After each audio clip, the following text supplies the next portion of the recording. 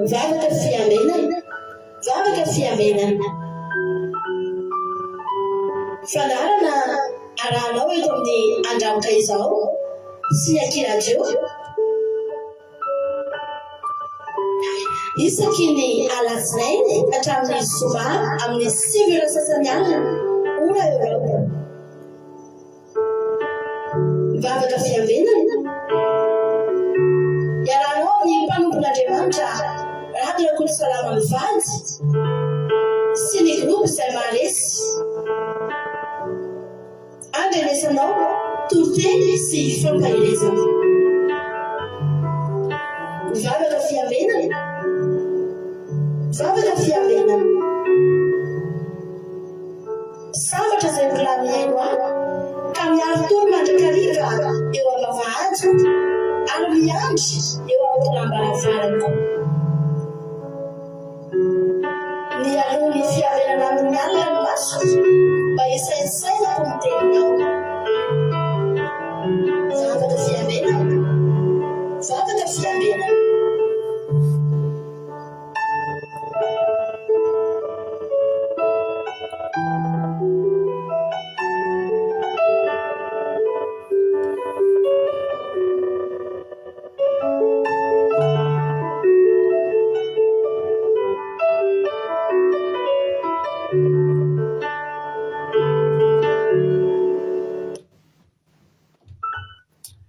Alleluia, dia amin'ny fifaliana lehibe indray ary lasana babalala no erinao amintsika amin'izao fotoana izao.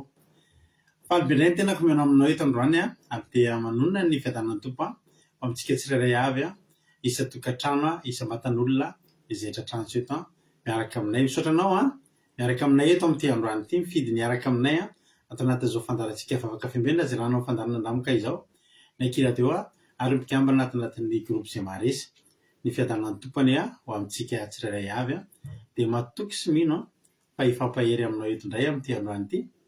Raha androany tonga miaraka aminay dia teteny aminao tsy kisendrasendra kory nahatongavanao eto fa tena misy raharaha ilan'ny tompo anao. Alleluia, resy lahatra amin'izany ka raha tonga ety any ianao dia raha loatra ny fotoana ahafahantsika maraka mifampahery amin'ny alalan'ny tenin'Andriamanitra sy mifandray amin'Andriamanitra amin'ny alalan'ny fiainonan'ny teniny sy ny feony amin'ny alalan'izao fandarana izao. Ka dia tahiny tompontsika rehetra tonga soa maritatra amin'ny farany adiny sasany rahantsika eto raha ela indrindra tsy ho verimaina aminao akory izany fa azahoanao tombony lehibe tokoa. Mila zatra andaloantsika hivavaka metraka amin'ny fotoana ampirantan'Andriamanitra. Nadao mpandrotsika ny vavitsika Marie Angela any Dubai izy nitondratsika anatin'ny vavaka fanomboana amin'ity androany ity. Ny vavy Marie Angela anao ny fitenenana.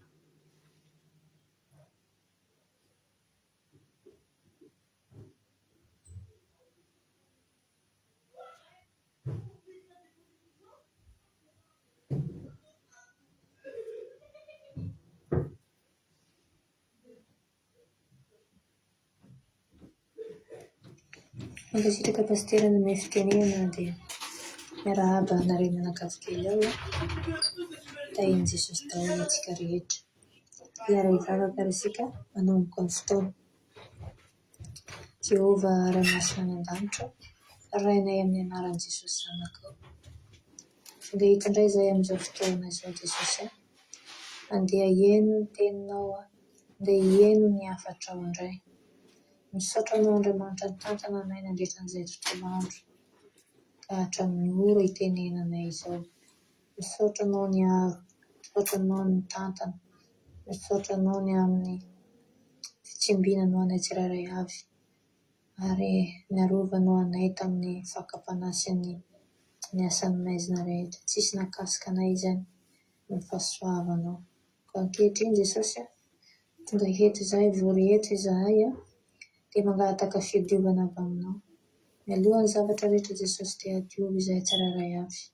Diovy mba ho afa-keloko mandrafo aminay Jesosy malala. Mangataka ny rano sosarbitany hamafa ny fahotana tsirairay avy. Ka raha anao izao asanao izao indray ny mpanomponao tsirairay avy dia tahio Jesosy malala ny fanatrehanao ny hiatrika eto ny fananao masina ny hikasika ny tsirairay avy. Dia ankinina aminao Jesosy ny toroteny ny mpanomponao izay hitondra ny toroteny indrindra fa ny pastera izay mila belatra ianao ny anome teny ao am-bavany, ianao ny anome tolo-tsaina ahafahany hampita izany aminay indray. Ary dahiny connexionnay Jesosy mba handeha tsara tsy ho hisy fahatapahana. Iza azo mihaino izao fandaran'izao dia handeha tsara ny connexion, ny fitaovana rehetra tsy ho hisy ho tapaka, dia ho tanteraka antsakany sandavana. Dia nangatahako koa ny devoly sy vorongany dia ho tapitapahana amin'ny anaranao masina izany Jesosy. Tsanjaka eto ny asany maizina rehetra. Dia tiako amin'ny anaran'i Jesosy izany tsy hanaketsy hanam-pahefana eto. Dia apetraka aminao ny zavatra rehetra ho atao eto dia hisandratra eto ny anarana masina Jehovah dia misaotra Tompo. Alleluia. Amen. Alleluia. Mankasitraka ny anarana mbavy Marie Angela dia tamin'ny vavaka mampezina dia Andriamanitra manakaipasoavana hoe mavitianao mitombozitra sy fahasoavana hatrany dia mahereza foana amin'ny asany Tompo. Alleluia. Raiso ny tsodrano ary raiso ny tsodrano ho antsika mitendrona teo Salamo 8:50 andininy voalohany amin'ny anaran'i Jesosy. Salamo 8:50 andininy voalohany amin'ny anaran'i Jesosy manao hoe afao amin'ny fahavaliko Andriamanitro, azondroty amin'ny avo tsy ho azon'izay mihodina amiko. Halleluia. Amen. Naveriko afao amin'ny fahavaliko Andriamanitro, azondroty amin'ny avo tsy ho azon'izay mihodina amiko. Anandratra anao amin'ny avo ny Andriamanitra dia tsy azon'izay mihodina aminao ianao. Apetraka Andriamanitra ireho falany ambony misaoty ny fahavalo dia izy anakatra anao fa tsy mahazo anao izy satria efa napetraka Andriamanitra, nasolotra Andriamanitra amin'ny avo ianao dia ahafahany amin'ny fahavalonao. Alleluia. Na iny Jesosy raha izany tsodrano izany mba versé Lina France artisanay de Madagascar, Lina France sy l'apôstôly Madagascar sont de là Koweït ery Karak France miana mainso Italie. Jesosy Palesy Madagascar ery Karak France Beatrice Sava Koweït Noelina France Mampionina France Razana Sylvie Koweït Lovlitina France Claude Arazaka France Etude Noelina France Ingrid Rodriguez Arabie Saoudite Miriam André Malala Allemagne Kekerandrina Solo Madagascar Tous Jesosy Mandrakizay Allemagne Jessica Patici France Fenina Rakoto France Mily Sobianjana Arabie Saoudite Soameva France Marina Tiana Canada Tina Rakoto Arzaka France Thierry Berthelot France Yama Koweït Kotanela Belgique Marie-Angela Dubaï Sira Boramel France Eric Karak France. Alléluia. Haingonirina Andrinasolo France Eliana Miarniana France. Alléluia. Bersava Koweït. Alléluia.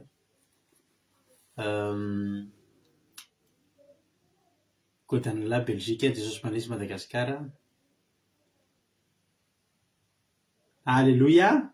Tahiny Jesosy sika mianakavy dia tahiny tompo daholo. Eno hira anankiray tsika anao hira anankiray mahafinaritra be tsika iraira tsy nataontsika ty ry dia melo finaritra tolera tsika rehetrarehetra fa melohan'izay dia hijoro vavim-belona aminareo za. Ianareo koa reo avy eo ao aorian'ny toriteny dia afaka mijoro vavim-belona manoatra fijona vavim-belona reo dia ho vakiko eto. Alléluia. Sotra zoky tody mambelona ny tsodrano aminay. Soameva France tahiny Jesosy sotra ny anabavy haja sotra tsika rehetra. Alléluia.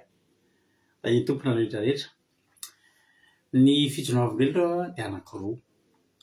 Omaly tsika sy nisy fandarana satria nahoana nandalo tafio-drivotra kely izay omaly. Alléluia. Tena nisy tafio-drivotra kely ny fofofofo tamin'ny sambo kely ny fiainanay omaly. Ny zavatra nahafinaritra dia izao tsaroana fa tamin'ny latsinainy ika tsika efa nampahirezin'ny tenin'Andriamanitra ny amin'ny hoe aiza ny finoanareo mbola aiza ny finoanareo ry kely finoana nahoana ny saritahotra nareo ry kely finoana dia niezaka ny teny izay tao anatin'izany hoe Jesosy izay tsy matahotra. Alléluia. Fa izay matoky anao. Alléluia. Mivoaza Jesosy. Alléluia. Voninahitra n'Andriamanitra fa na dia somary nandalo tafio-drivotra somary nampitaitaina kely omaly olana lalovana dia voninahitra n'Andriamanitra fa ny sava somatsara ihany zany ary de natory amin'ny fiatanam-po amin'ny filaminantsaina lamalohan'ny andehanana toromaly halleloia tsara jesosy faharoa marakaraka zany nisy zavatra tena nafalibeanandro any nisy olona zany rehefa nanomboka tamin'ny alatsinainy marary mafy nentina mbavaka dia rehefa nentina mbavaka izy io ratsy be mihitsy rehefa salamany miditra hôpitaly any Madagasikara de zareo moa mpanaraka amin'ny fandarantsika eto ihany mety eto ary zareo zao tsy hitako izy teo de marary mafy le zaza le tanora rehefa narary izy de efa nanao hoe ifampiantso de tsy mety tafahoana mihitsy le appel anay zany fa hoe tokony ifampiantso ifampahery de maly nisy fotoana ny fanaovana de mbola tsy mifankahazo appel aveo koa moa zany le teneniko anareo mba niatrika zavatra mafimafy koa zay aveo de tsy tafaresaka maly nefa le fahasalamany tena ratsy de androany maraina amizay de nandefa message le reniny hoe tena eto ambavaka fa nanao crise be mihitsy ary efa sisy ny tension an'izany olona zany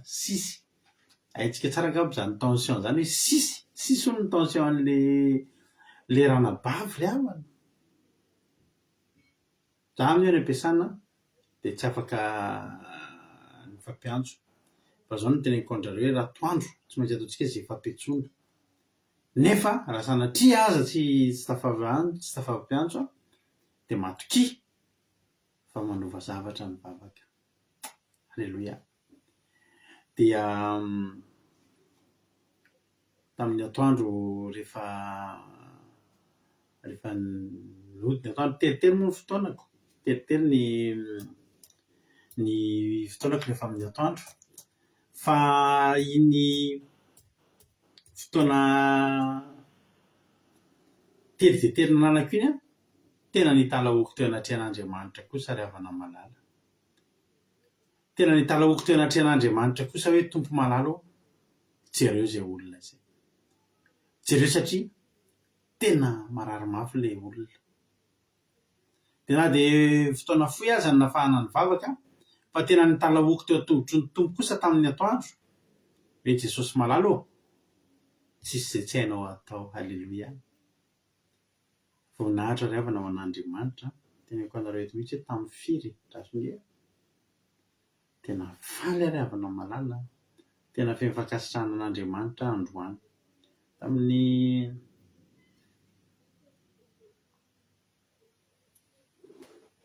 tamin'ny amin'ny 3 latsaka 2 minitra aty France zany amin'ny 4 latsaka 2 minitra any France any Madagasikara azafady naray message aho hoe salama pastera isaona bebe tena sitrana ary ny tena nahavariny tonga de efa tafavoaka ny hôpitaly any an-trano izy ny miantso any an-trano izy mandefa message ohatran'ny hoe tsy mampino vao nivoaka ny fiasana tamin'ny 4 tonga de natsoko manao olona efa miramirana any an-tokantrano miresaka tsara ara-dalàna tsisy ninina ohatran'ny hoe mampandainga hoe sisy ny tension tamin'ny maraina ohatran'ny mampandainga de za te ampahirianao androany zany tena fifankasitrahana an'Andriamanitra aliva teo tena ravoravo ny foko ry havana malala hoe Jehova tsy ny ahelan'ny vavaka tokoa ny zavatra no ijerenao fa le fonay kely mba matoky anao sy le tena fahatokiana sy le finoana fa ny vavaka angeka manova zavatra halleloia mampahirianao koa raha anoratra fijona vavolombelona ianao androany me voninahitra Andriamanitra fa tena betsaka ny zavatra azon'Andriamanitra tsy voafetra ny azon'Andriamanitra tao amin'ny fiainantsika ary tsy mampino hoe tamin'ny alina nanao crise tamin'ny maraina sisy ny tension amin'ny 4 hariva any an-trano ary salama fa tsy hoe nalefa ivoaka efa tsisy hevitra tsony salama tsy mampino fa zany hoe Jesosy rehefa mieritreritra hoe ianao ny ao ambadika zany de mampino indray le izy hoe inona moa tsy hain'Andriamanitra tao anjaranao ndray zao inona ny azonao ambary inona ny azonao lazaina andaonao andiditsika vavaka manova zavatra tahiny Jesosy tsika rehetra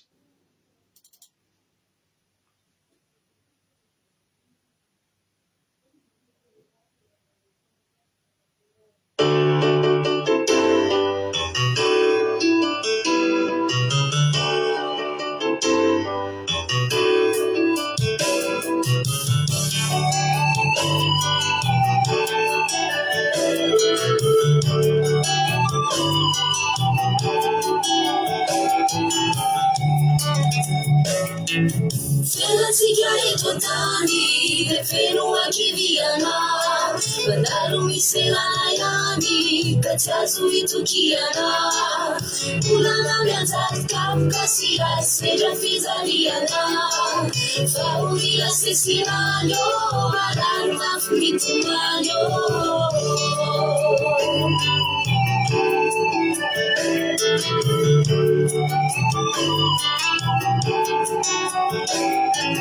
Fianantsika eto an-tany dia feno ankiviana, mandalo misy elana ihany ka tsy azo itokiana. Olana mianjady kapoka sy rasy sendra fijaliana, fa olona sesirany ô marary mafy mitomany ô.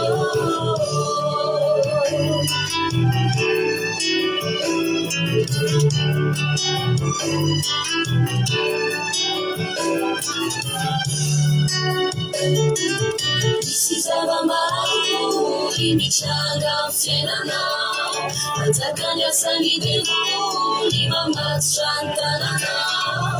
Lalan-tokana ihany no manavaka izany, dia ny tombony antsoiatra. Na ao anaty aspina ka manova zavatra tiana, ka manova zavatra tiana, ka manova zavatra sesirana, ka manova zavatra. Fa lehibe ny fitsananao tilayo, mamilapilatra amin'izany miatsaram-bolao, manatenana tratra eo amin'ny fiainanay, ianao no tompo isandrakinanay. Manatenana tratra eo amin'ny fiainanay, ianao no eny sy ambinanay. Ka manova zavatra tiana, ka manova zavatra tiana, ka manova zavatra sesirana, ka manova zavatra.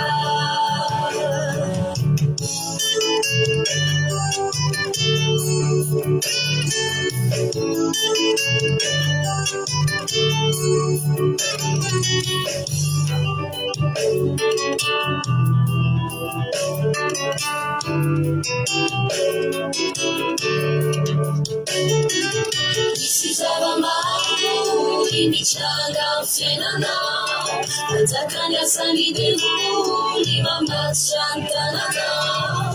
Lalan-tokana ihany no manavaka izany, dia ny tombony antsoiatra. Na ao anaty aspina ka manova zavatra tiana, ka manova zavatra tiana,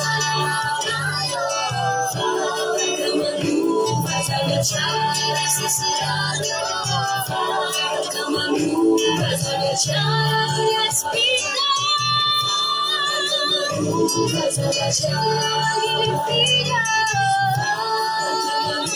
ka manova zavatra sesirana, ka manova zavatra.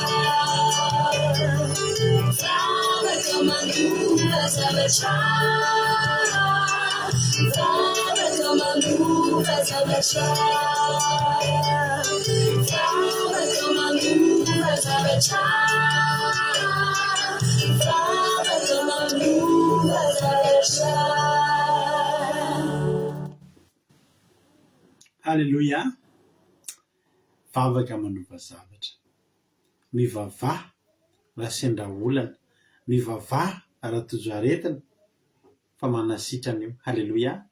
Tsara ny tompontsika.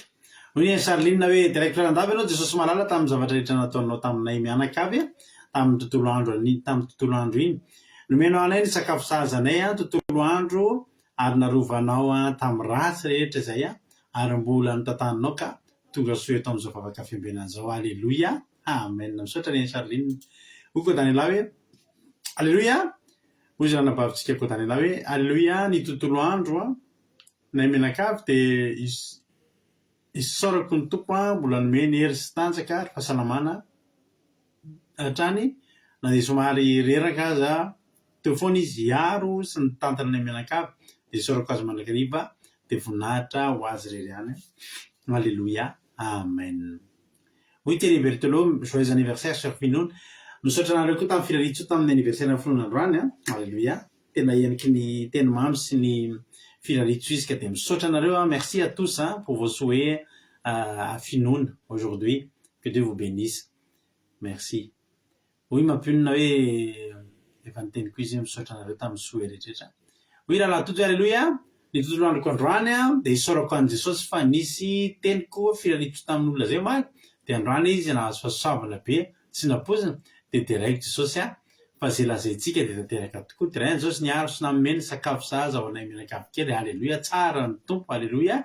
Isaorana azy zany Fabiola Koety tonga, Razana Monika Dubay tonga soa, Andrina Suzelle Suisse tonga soa ihany koa. Alleluia. Alleluia. Misaotra anareo tamin'ny filaritso amin'ny finoana.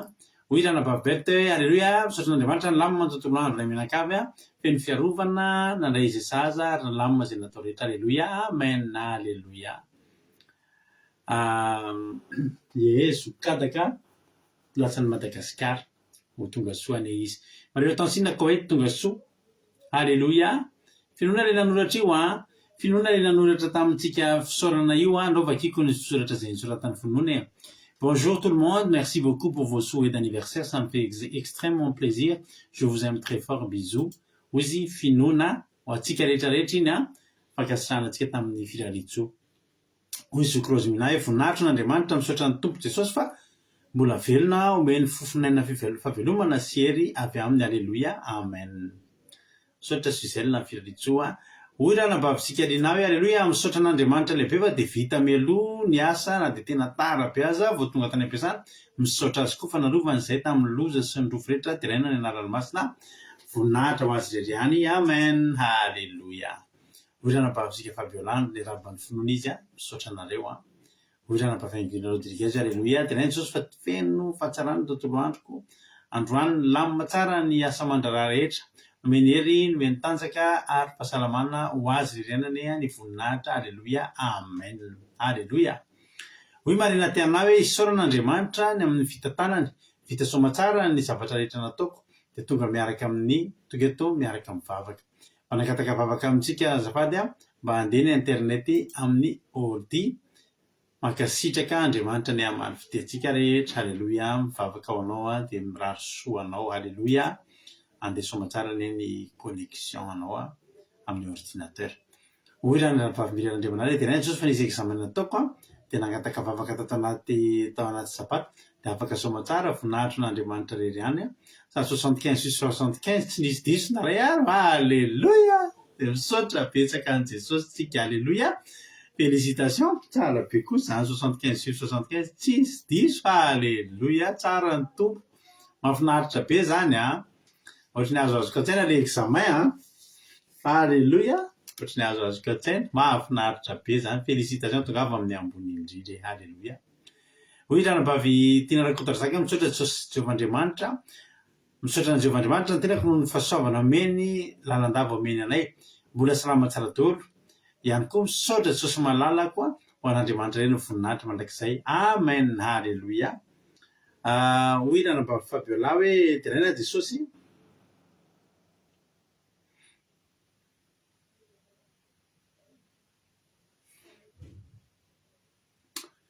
Hoy raha nabavy Fabiola. Alleluia. Isaoran'Andriamanitra.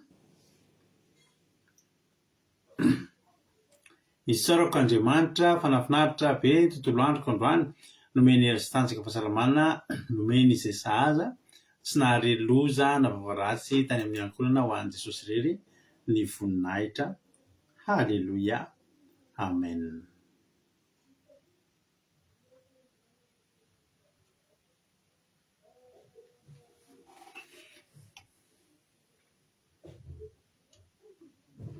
Amen.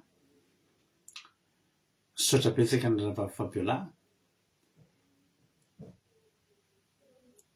Hoy Ranam-pahavelika hoe aleloia, dia raiko Jesosy fa nandritra ty eny amanay ty za dia tena betsaka ny olana isako sady narary fa tena fahakakana dia isan'andro Jesosy manovo hery vaovao aho manovo hery vaovao aho foana lasa vitako avokoa ny asa rehetra amenina nefa raha ny atahako dia tokony hoe mandamako eo am-pandriana za fa voninahitro n'Andriamanitra fa vao miaino zao fandaran'izao ny aza ny alina dia tonga dia matanjaka be amenina aleloia tsara Jesosy sitrana soa aleloia. Direct Jesosy hoe izy kilovlia le fiarabanareo amin'ny fony nefa tsy vakiko intsony fa misaotra anareo fa vovaky indreny ao ambadika eo izy aleloia. Misaotra anareo amin'ny firaritsoa velokana. Direct Jesosy hoe lovely fa narovany sy ny tantany ny tontolo andro nay anio aleloia amen aleloia. Hoy zokitotony rina direct Jesosy fa tsy navelan'ny nisy olona na nisy ratsy ahy anio aleloia amen tsara be marina mihitsy zany tadideo fa isan'andro misy olona tia nisy ratsy atsika foana fa rehefa narovan'Andriamanitra dia zava-dehibe na hoe rikaraka mbola firaritsoan'ny finoanakay. Hoy Ranam-pahavisomay hoe direct Jesosy malala tompony sabata fa vita soamantsara ny tontolo andro nahazo fahasalamana hatrany tsy nahay vaovao ratsy mbola velona ny soamantsara isika mianakavy tonga eto ho anao rerian'ny voninahitra Jesosy malala aleloia amen amen amen tsara Jesosy misaotra an'Andriamanitra misaotra anareo Andriamanitra maly fitia dia mitombo fahasoavana hatrany dia za matoko siminy fa nareo rehetra ny joro vavolombelona reny dia mbola anaovan'Andriamanitra mihoatra noho izay indray any ianareo dia raha pitro tsy maintsy hanana antony intsony vavolombelona indray ianareo aleloia tsara ny tompo tsara Jesosy hitra amin'ny tonteny ary tsika Jesosy maly fitia anareo rehetra hitra amin'ny fijona vavolombelona ary tsika hitra amin'ny toritena azafady ka tonga dia mampandrotsika na mbavitsika mihaja any Madagasikara izy nitrotsika anatin'ny tenin'Andriamanitra raha mihaja anao ny fitenenana aveo tena kovelona eto mamela behatra ny tenin'Andriamanitra. Manonona ny fiadanan'i Jesosy Kristy Tompo amintsika tsirairay avy tonga manaraka izao vavaka fiambenana alina izao tahin Jesosy pastora mianakavy sy isika tsirairay avy fifaliana ho ary avana malala ny hitondra ny tenin'Andriamanitra amintsika eto androany ka ny tenin'Andriamanitra izay mijerentsika dia ao amin'ny bokin'ny Salamo 7:30 ka hatramin'ny 20 Salamo 37:1-20 ny soramandry manao hoe Salamo abidi ny tsy faharetan'ny fahanambinana ny ratsy fanahy ary ny fahatezan'ny fitahiana azon'ny tsara fanahy aleloia. Ity Salamo 7:30 ity moa ry havana malala dia somary lavalava ihany fa ny ovakitsika dia ny 1 ka hatramin'ny 20 ka manasanao ampitiavanao hanana faharetana kely eto am-pamakiana ity Salamo ity ary angoila tsofina iaino fa mety asoanao ity tenin'Andriamanitra ity ary noko tokoa fa tena anampy anao tanteraka amen. Ny 1 mivaky toy izao amin'ny anaran'i Jesosy aoka tsy rehetra ny fahatezeranao noho ny amin'ny mpanao ratsy ary aza mialina ny mpanao meloka fa ho jinjaina faingana tahaka ny ahitra izy ka halazo tahaka ny ahi-maitso matrikiny Jehovah ianao ka manao vasoa dia onona amin'ny tany ianao ka ho faly amin'ny fahamarinana ary miravoravo amin'ny Jehovah ianao dia omeny anao izay rin'ny fonao ankina amin'ny Jehovah ny lalanao ary matoky azy fa ataony tanteraka ary ampiseho ny fahamarinanao tahaka ny mazava izy ary ny rarinao anao tahaka ny mitatao vovonana mitombena tsara miandry an'i Jehovah ianao ka manantena azy aza tezitra amin'izay ambinina amin'ny lalana dia amin'izay olona manao sain-dratsy mitsahara amin'ny fahatezerana ary mahafoiza fahavinirana aoka tsy rehetra ny fahatezeranao fa ratsy no hiafarany izany 9 fa ny mpanao ratsy ho fongorina ary izay miandry an'i Jehovah no andovan'ny tany fa rehefa afaka kelikely dia tsy hisy ny ratsy fanahy andinika ny fonenana ianao fa tsy ho hita izy fa ny mpandefitra kosa no andovan'ny tany ka iravoravo amin'ny habean'ny fiadanana ny ratsy fanahy manao hevi-dratsy amelezana ny marina ka mihidy vazana aminy ny tompo miome azy satria hitany fa tonga ny androny ny ratsy fanahy nampitsoaka ny sabany ka nanenjana ny tsipikany mba hampikarapoka ny ory sy ny malahelo ary hamono ny mahitsy lalana. Ny sabany mitsatoka amin'ny foniany ary ny spika mitapatapaka. Tsara lavitra ny kely ananan'ny olo-marina anankiray noho ny be ananan'ny ratsy fanahy maro. Fa ny sandry ny ratsy fanahy ho tapatapaka, fa Jehova manohana ny marina. Fantatry Jehova ny androny mahitsy ary ny lovany ho mandrakizay. Tsy mba homenatra amin'ny andro fahoriana ireny ary amin'ny taona mosarena dia mivoky izy. Fa ny ratsy fanahy haringana ary ny fahavalon'i Jehova ho tahaka ny voninahitry ny sa, ho levina izy, eny ho levoka setroka izy. Aleloia, amen. Mamy tena mamy izany tenin'Andriamanitra izany ravana malala, satria tena mampahery be sady tena mamelombelona indray ny fanantenana sy ny fatokiana an'Andriamanitra. Ny bokin'ny Salamo ravana malala dia nosoratana nandritra ny arivo-taona teo eo ary anisan'ireo boky nanasongadina ny zavatra nataon'Andriamanitra sy ny toetrany ka nandrisika ny olona hidera sy hisaotra azy. Aleloia. Ny bokin'ny Salamo dia tsy miresaka momba ny ho avy fotsiny ary koa tsy toy ny kaly mahafinaritra fotsiny fa betsaka ihany koa ny tena mampahery sy tari-dalana azo raisina izay miresaka momba ny fiainana andavanandro ary hita amin'ny asa soratry ireo mpanao salamo fa tena nanana fifandraisana akaiky tamin'Andriamanitra izy ireo. Ity salamo fafito amin'ny telopolo ity zao dia Davida mpanjaka no nanoratra azy io ary io salamo io dia tononkalo maneho fitiavana sy fampaherezana ary matetika antsoina hoe salamo abidi.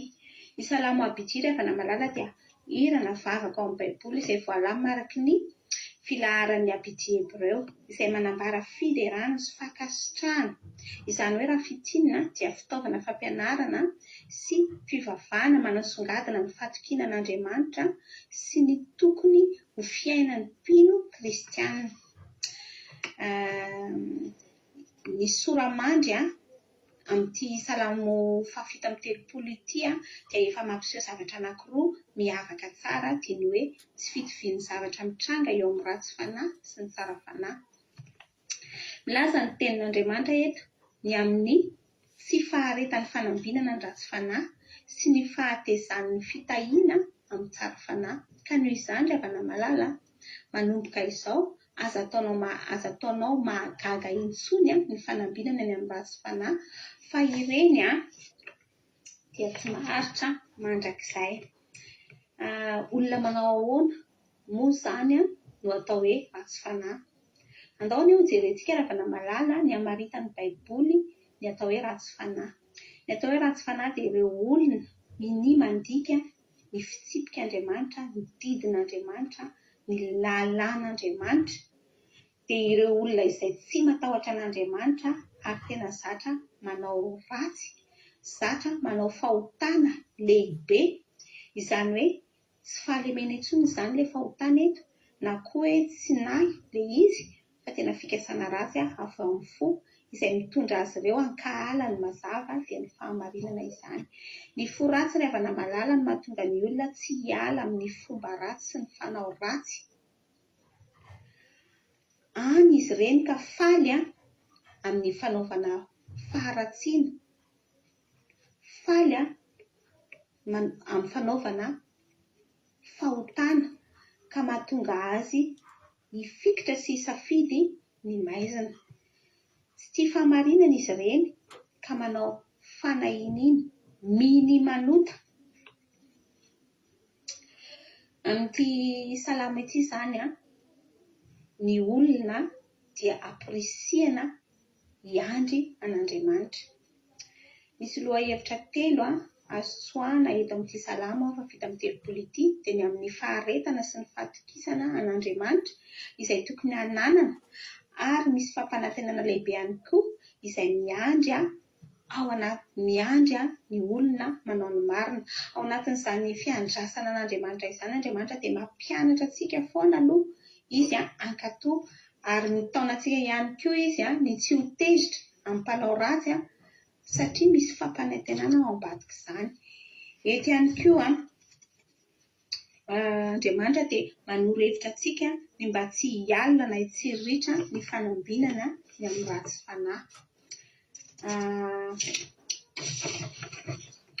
Isika rehetrarehetra angamba ry havana malala dia tsy nisy isika rehetra angamba havana malala dia efa samy nisy fotoana tafalatsaka tamin'izany hoe fialonana na fitsiriritana amin'ny fanambinana ny ratsy fanahy izany.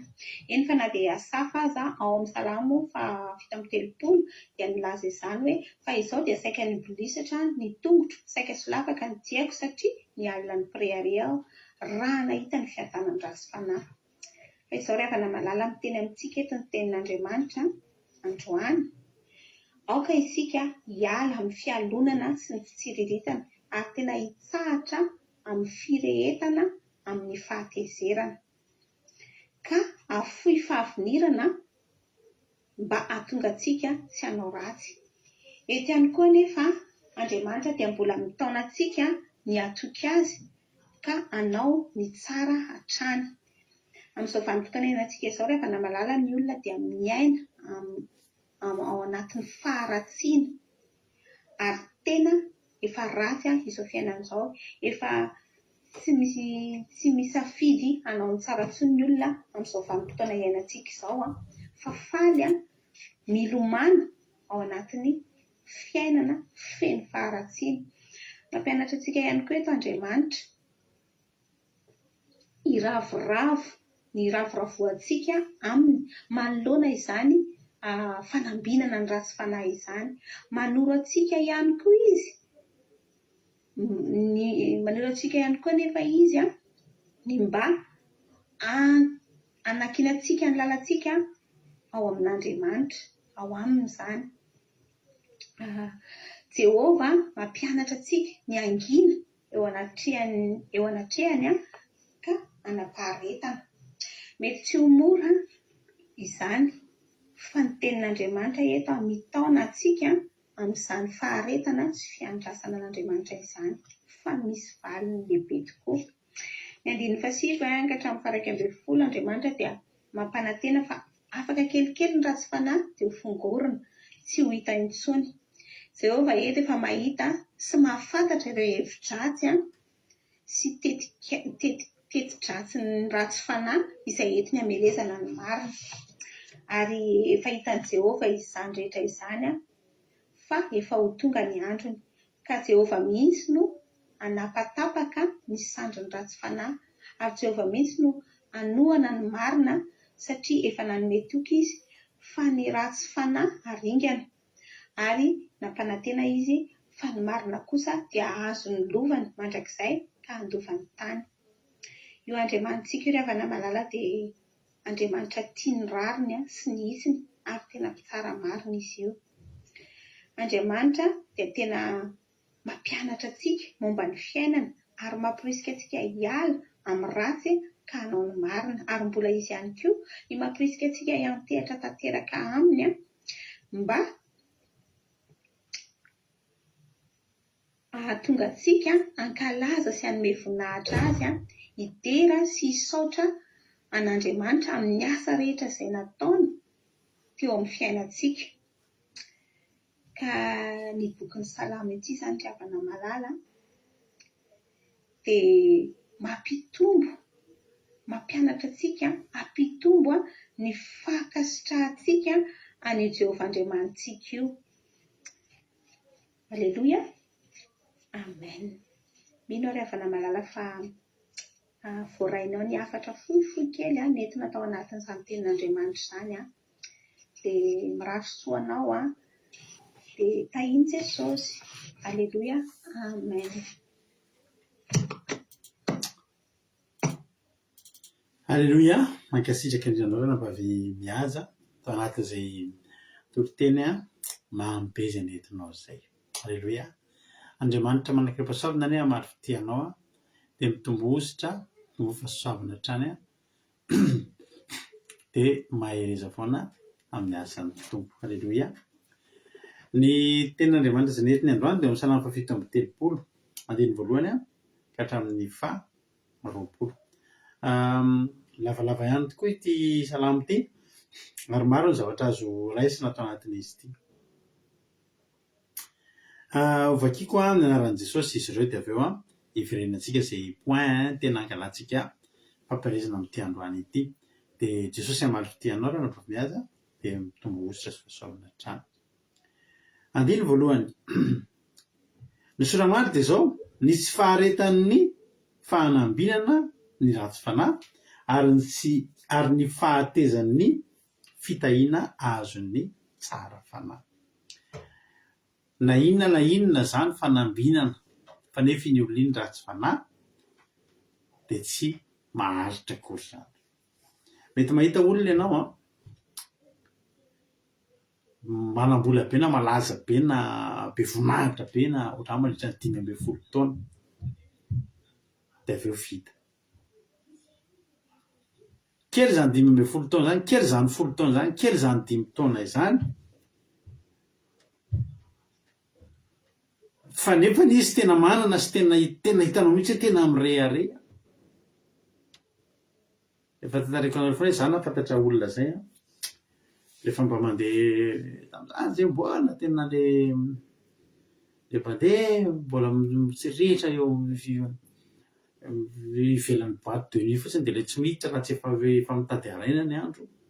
Fa ny manam-bola aloha miditra, dia rehefa miditra koa anao dia zay tena mandany vola sy mikonsome no tena maharo sitraka.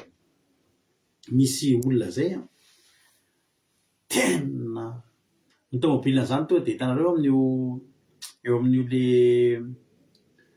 izay efa nahitany boîte de nuit any Kavo Antaninarenina. Dia ny tômôbilina toa dia ampiakarina amin'ny trottoir eo amin'ny devant-n'io anio mihitsy azo ny tômôbilina amin'izao mitsatoka eo amin'ny varavarana io mihitsy. Entiny hanamporofona zany hoe tena tompony izy. Mitsatoka ny tômôbilina tsisy miteny ny olona ko manam-bola. Miditra izy tonga dia atsain'ny olona rehetra. Tamin'izany miditra anao dia tsy maintsy mandoha vola, fa izy manam-bola tsy mandoha vola intsony miditra zay fantatry ny tompony fa mandoha vola. Dia rehefa ao izy ozy nareo tena manao izay tiany. Dia misy fotoana ohatra hoe ilay toaka lafo vidy be ireny, vidy amin'ny tavoahangy izy, dia miala avy any ilay serveur dia tondrahany an'iny avy any amin'ny lohany. Dia ilay serveur tsy sahy manao ninina satria tena manana fahefana zany, tena hoe manam-pahefana ilay olona. Dia nandeha ny fotoana zay zany tamin'izany mbola le araka ny teko taminareo mbola le tsiritra le miditra zarara manana tamin'izany zarara manana 20 000 francs ianao hividanana boisson. Dia iny no sotrosotroinao amin'ny boisson kely plitriny, dia iny no sotrosotroinao mandraparain'ny andro efa mba manana an'iny dia afaka mba niditra. Dia hitanao zany fahefan'izany olona zany. Fa taty arindrina zay indray efa mba nanana ny izy, efa mba nanana mbola, dia efa mba viditra ohatran'ny olona taloha. Fa io izy zareo ilay rangahy eo ivelan'io boîte de nuit mangovongovotra le mangataka toka aman'olona ireny, le mangataka sigara aman'olona, le mangataka toka aman'olona eo ivelan'ny vavahady. Efa tsy miditra ohatran'ny taloha intsony. Aiza ny tômôbilina be, aiza ny fahefana be, tena variana ny jeren'izay olona zay. Jesosy, vetivety loatra ary havana malala. Nefa zany tena ratsy olona zany, tena manevateva olona zany, tena tsy olana mihitsy. Fa avy eo tena hitan'ny olona ary izy tena ny devoly tena manala baraka. Ny devoly tena manala baraka. Tsika nge havana malala, tsika miara-mandeha amin'Andriamanitra io, tsika manompo an'Andriamanitra io, na dia misy zavatra mahazo atsika afenin'Andriamanitra. Tsy avelany hafa baraka zany.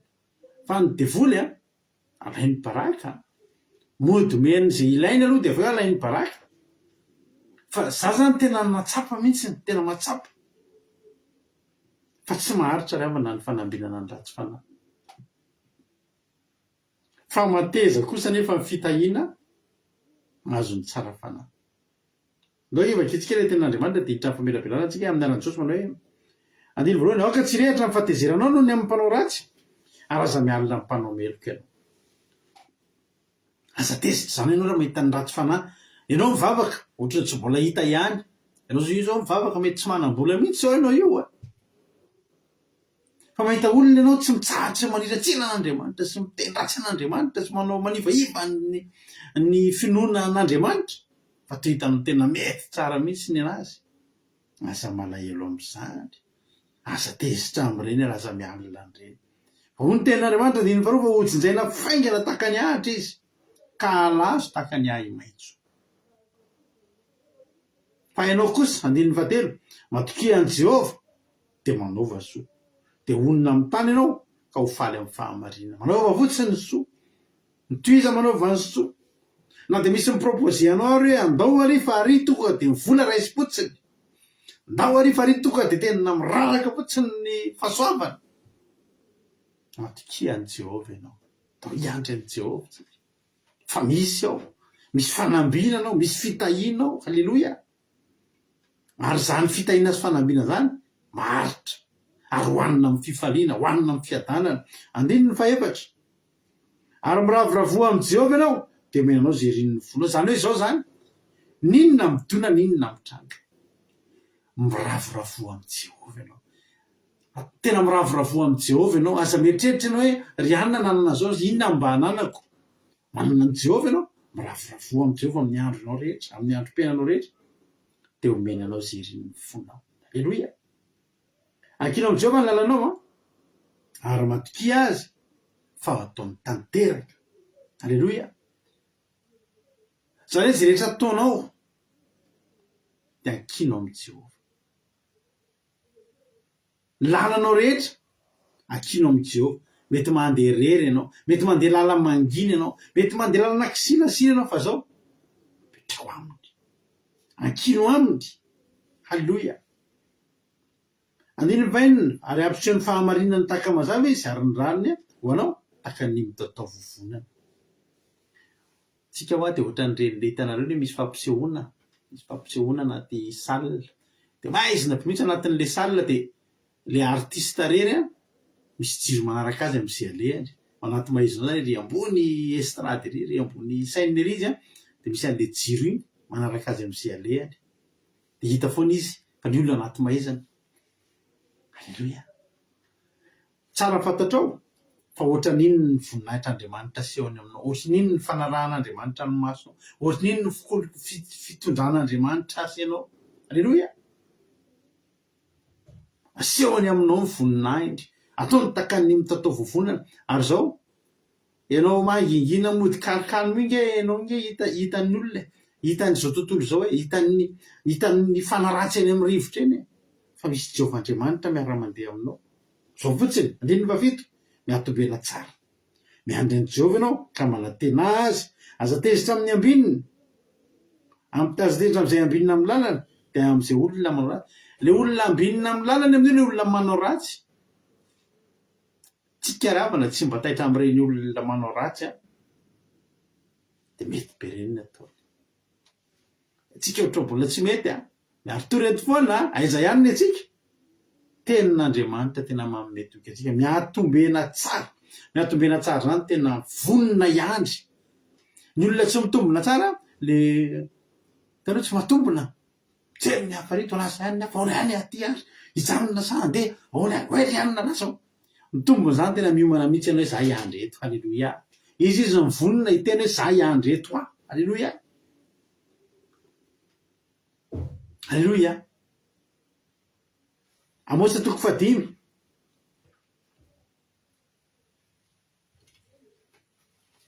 Amosa 5 ingany dia ny 13 vakitsika anaran'i Jesosy manao hoe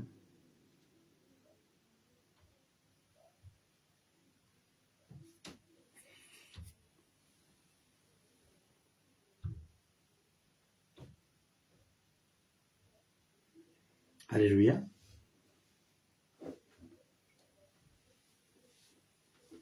Ho tena randrika izay manantsaina dia angina amin'izao andro zao fa andro mampahoro zao. Halleluia. Zao andro ianantsika zao mety miteny hoe tao mivavaka nefa aiza ihany, andro mahahoro zao. Halleluia. Fa mahaiza mifaly amin'izay omen'Andriamanitra anao ianao. Androany zao inona ny teo aminao? Toy ny hoe tsy nisy afa-tsy sakafo,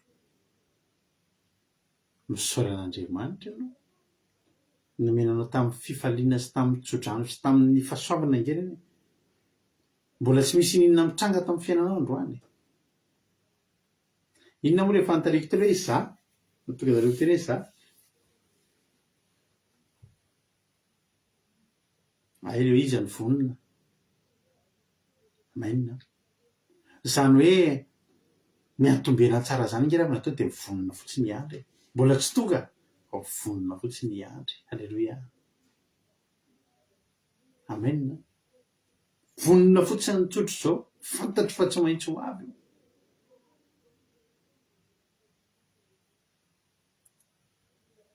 Misy fotoantsika manao komandy. Alleloia, dia iny komandy iny efa lasa dia ho avy. Ny ataonao dia miandry livraison. Ianao tsy afaka andeha hitady hitsenan'le facteur ianao na hitsenan'le livreur ianao.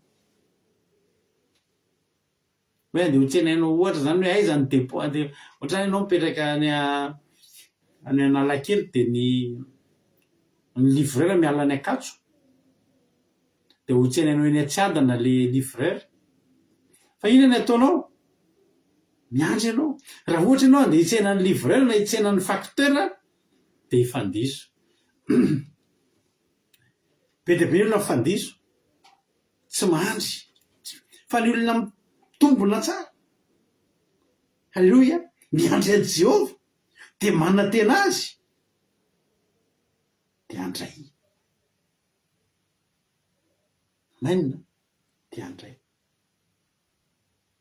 Andininy fahavalo, mitsara amin'ny fahatezerana ary mahafoiza ny fahavinirana aoka tsy rehatra ny fahatezeranao fa ratsy ny hafaran'izany. Marina mihitsy le tenin'ny asafa teo tena azaho izy izy tena saky solafaka ny tongotro ozy izy ahitany ratsy fanahambininy. Misy fotoana ohatra matezitra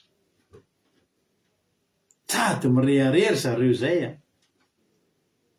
ny olona rehefa mahazo zavatra avy amin'ny devoly ny baiko voalohany hitanareo nareo zakaga aminy hitanareo misy mirehatra be mihitsy zao fireharehana am'izao zao misy fifaninanana tena hitanao mihitsy eo amin'ny Facebook eo fa tsisy manaiky ho taraiky zany eo dia aseho.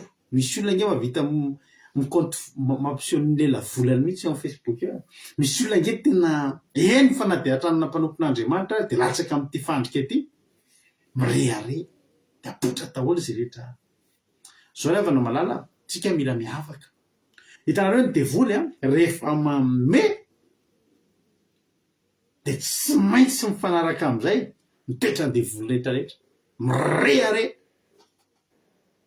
mieboebo.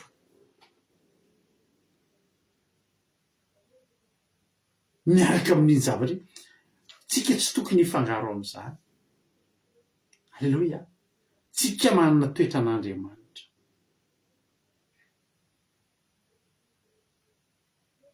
Indraindray reny olona manompo devoly reny dia ny tena anisan'ny mission reny dia mitondra fahasorenana ho an'ny olona. Dia hitanareo mampirehatra fifankahalana mahazo vahana mihitsy dadarabe amin'ny famisaviana satria tezitra ny anankiray satria ino ny mpamirehareny anankiray dia miodikodina eo angely izy. Firifiry izay olona influenceur matin'isy nampoziny izay rehefa namala. Firifiry ny olona miseho tena manana sy tena manana fiainana mahafinaritra hatramin'ny mariazy tena poitra daholo ny tena hatramin'izy mivady any anaty baignoire sanatria eny amin'ny ambony fandriana sanatria. Dia inona ny zavatra mitranga anatin'izy? Mandrehatra fankahalana. Dia azagaga avy eo amisavian'ny olona amin'ny mariazy. Loza ange zany loza ange zany fa tsika alleloia tsika tsy tezitra amin'ireny. Tsika miandry ny atsika isika. Zao nge raha na oelana hoaingana ny mpanao ratsy ozy ny ten'Andriamanitra dia ny pasify ny mpanao ratsy ho fongorona ary izay miandry an'i Jehova no andovan'ny tany. fa rehefa afaka kelikely dia tsisy ny ratsy fanahy andinika amin'ny fonena ianao fa tsy ho hita izy. Fa mimpadevitra kosa andovan'ny tany ke ravoravo amin'ny habean'ny fiadanana. Ho avy ny fotoana tsy hita intsony ireny ratsy fanahy ireny satria ireny mandalo vetivety, mandalo vetivety. Fa mimpadevitra kosa ozy ny ten'Andriamanitra andovan'ny tany dia ravoravo amin'ny habean'ny fiadanana. Alleloia. Ny ratsy fanahy manao hevin-dratsy hamelezana ny marina ka mity vazana aminy. Le ratsy fanahy zany efa ambinina, mbola manao hevin-dratsy ihany koa hamelezana ny marina, mity vazana mihitsy aminy. Zay vao tamin'ny zavatra nitondram-bavaka havana akaiky. Havana akaiky io misy olona misopatra, manana magasin dia namany ihany eritreretinareo zany naman'ilay le havana ihany zany manana asa mitovy ry zareo. Dia le anankiray tsy mionona amin'le fananana ny asa fa te hanapotika anty havana ity, te hanapotika tena hatramin'ny farany mihitsy, tena tiany potehana hatrany amin'ny fotony mihitsy ny fitadiavam-bola. Noho n'inona? Noho ny fialonana sy ny finonon hoe alao anazy ihany izy ihany ny tena mety. Moa tena hoe ratsy fanahy manao hevin-dratsy hamelezana marina fa tena nentinay am-bavaka, mbola miandry valim-bavaka amin'izany zao. Zao nge ravana malala mahafinaritra be ty mba mario amin'ny baibolinao ty 2:13 ty 2:12 hoe ny ratsy fanahy manao hevin-dratsy hamelezana ny marina ka mity vazana aminy, mity vazana mihitsy zany tokotro zao io ratratra. Fa 2:13 ny tompo miome azo izy satria hitany fa ho tonga ny androny. Alleluia. Mehezan'Andriamanitra fotsiny reny. Ireo mpanao ratsy mitady anisy ratsy ianao mity vazana mijerenao ireo nge any ambadibadika any ravana mana ianao mba milamindamina nge metimety nge ny fiainanao any ambadika any misy olona mity vazana mihitsy te anisy ratsy anao. Fa mahatonga anao mbola ohatrin'io Jehova mihitsy mime an'izany olona zany. Ary fantatry Jehova fa ho tonga ny androny ange. Io ho tonga ny androny io amin'ny lafiny roa. Ho tonga ny andron'le ratsy fanahy. Hoy ratsy fanahy ohatry ny tena androandry ireo nge ho fongorany. Alleluia. Ho tonga ny andro, samy ho tonga ny androny.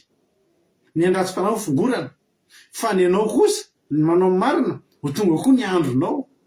Dia rehefa tonga fa ny Jehova satria ianao miatongona tsara miandry azy, le manana tena anazy, dia ho tonga koa ny andronao. Jehova zany amin'izao tsika miteny zao mety tsy manam-bola ianao androany, mety mbola tsy eo ampelantananao zay zavatra nirin'ny fonao. Any nefa misy olona tena mirehare mihitsy. Manao laivo ny olona amin'izao tonga dia mahazo 25 000 francs isak'izay olona tamin'ny olona 100 tafiditra voalohany. Zao le manao malala. Jehova amin'izao fotoana izao miome. Alleluia. Io ny fifalitsika. Jehova miome. Satria fantany fa ho tonga ny androny. Ny andretsy ho tonga, dia tsika koa mba ho tonga. Alleluia. Ratsy fanahy mampitsoaka ny samy mankamanenjana ny tsipikany, mba hampikarapoka ny orosy ny malahelo ary hamono ny mahitsy lalana. Alleluia. Fa inona ny zava-mitrango ambadika zany? Tsika amin'iny tsy mahalala n'iny na mandeha fotsiny entsika. Na misy vola na tsisy vola. Alleluia. Manao mpan'Andriamanitra tsika. Na misy vola na tsisy vola, dao anao ny marina tsika. Fa ao ambadimbadika ao misy ady tsy hita maso ngeravana. Any amin'ny tontolo tsy hita maso any ngeravana misy ady tsy takatry ny saina amin'izao tsika miteny zao. Fa heverinao fa firy ny miaramila nalefa ny devoly seka hamonanao androany io. Firy ny miaramila ny devoly seka hampiverin-dalinanao androany io. Ianao tsy mahalala zany ianao ny ataonao ihany ny ataonao, dia manao marina ihany ny ataonao, dia mandeha eny ihany ianao matahotra an'Andriamanitra. Ary misy ratsy fanahy mihitsy efa mampitsoaka ny sabany. Efa mitsoaka ny sabatra dia amely ny rana-baverika.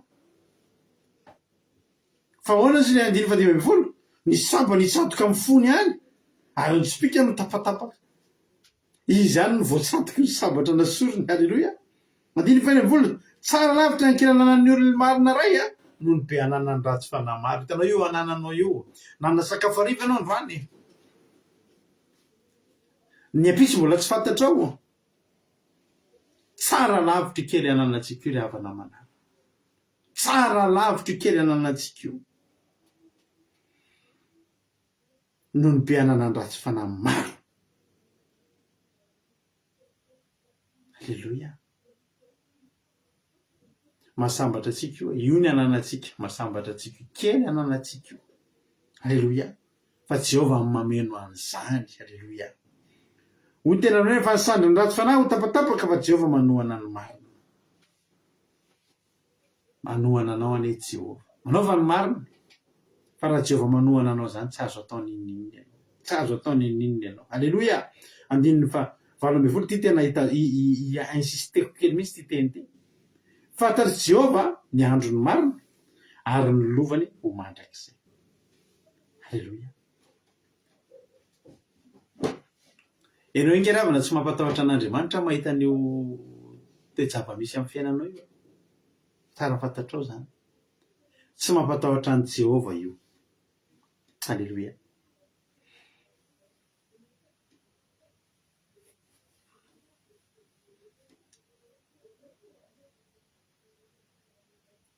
Ho ten'Andriamanitra fantatry Jehova ny andro mahitsy ary ny lovany ho mandrakizay.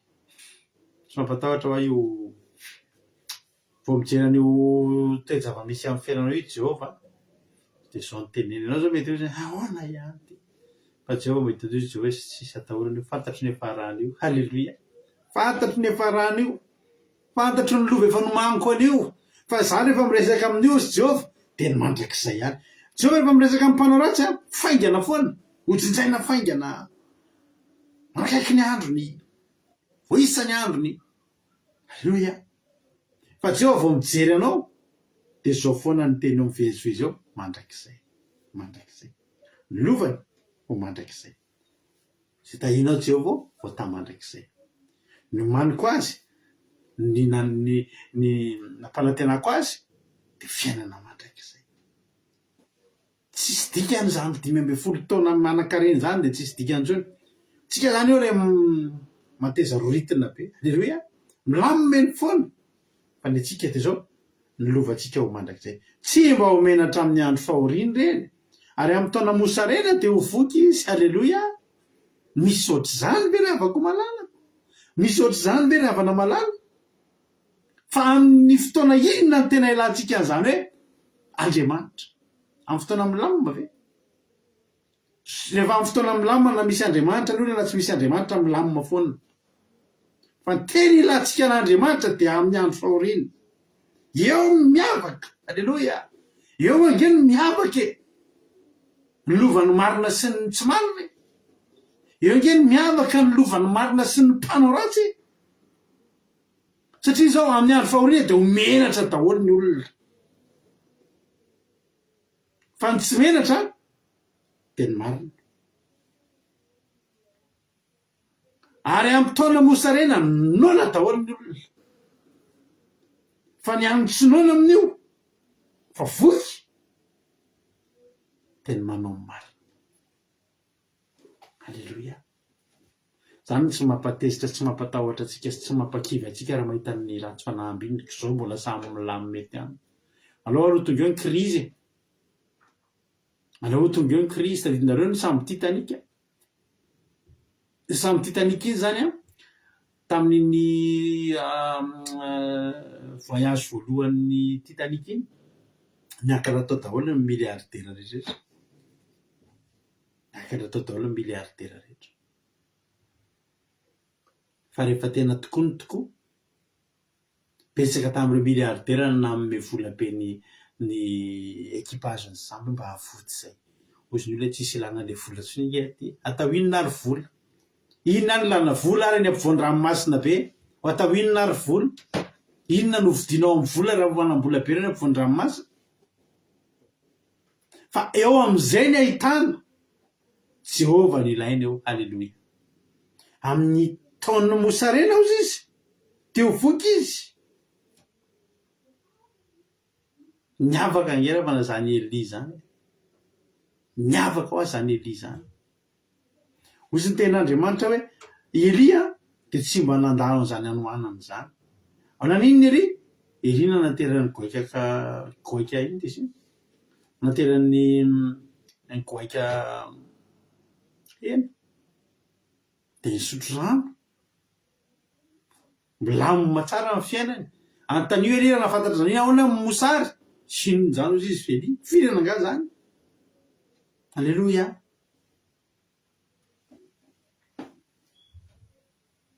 Zaravana malala teny aminao. fa raha matoky an'Andriamanitra sy mifikitra amin'Andriamanitra ianao